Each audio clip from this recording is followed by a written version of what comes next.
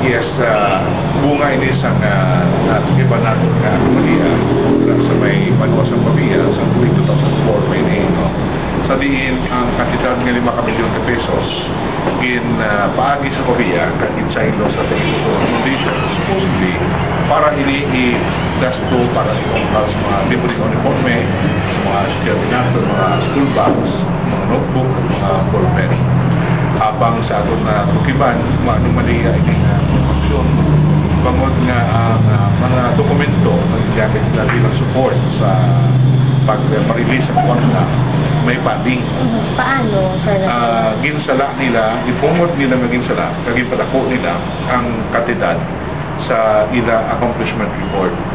Dala nagpakita naton nga sa sala nila na pag-multiply sa mga kantidad sa mga figures. Malapit isa ka milyon ang ilang agin bago. Luwas pa sila. Si Mayor Arcadio Guruseta mismo nag-ako sa media nga pagkatapos nga na fully release na ang kantidad ng 5 milyon ka pesos sa Tagipuso Foundation sa number 1 nato, iya lamang ina-uwi po. So pagkatapos nga na pagwa na ang 5 milyon ka pesos, ginpadalaan niya sa cheque si Mayor Guruseta na pay to black. Di sunod sa kay Mayor Guruseta sa iya pag-ako sa media nga wala niya ginbato niya apang wala niya in cash kay nakaramutang nito pay to black. Siling niya ipakapahayal niya nga isunod ini sa trabaho sa Pavia Iloilo habang wala ina nagkapanas ang sala nga pagbatong sa regalo.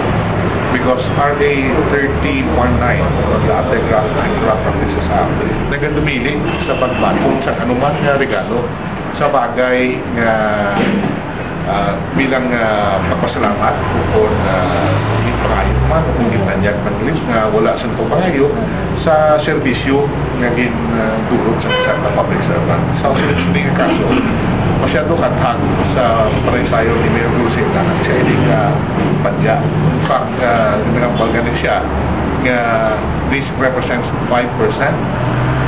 Kaya ang padya ko noon, so nagkati siya man mismo nagambal nga sa patugod ko lang sa transaksyon. Nagambal siya si Secretary Silupo nga may 5 ka dito.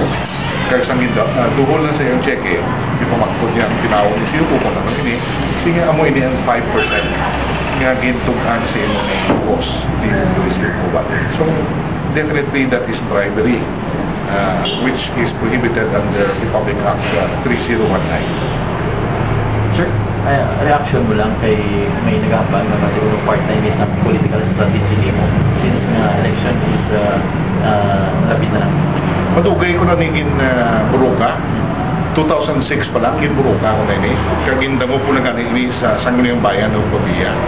Kag si Mayor Guruseta, sa ito pa lang nakahibalo na sa mga katuntuhan sa siningang transaksyon. Pero wala din siya sa may gibuhat na tigam. So, hindi sila maghambal nga politika ng iniyakon. Kaya kung sa 2006, nga kung diyan ang ginusisa ang mga papeles, nakita yun ang gusto ko.